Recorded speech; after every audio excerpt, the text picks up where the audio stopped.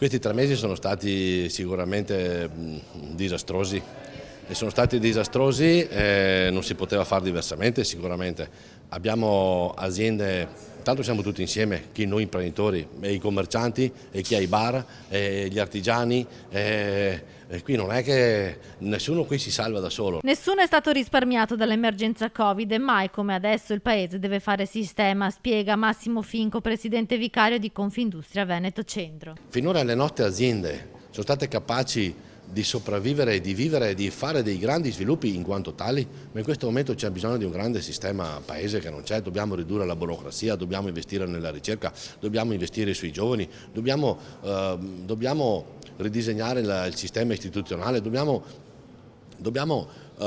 capire quali sono i vantaggi delle autonomie, le autonomie che devono essere comunque solidali per tutto il Paese, ma che dobbiamo recepire. Noi dobbiamo essere inseriti in un contesto Europa, abbiamo un grande bisogno di Europa.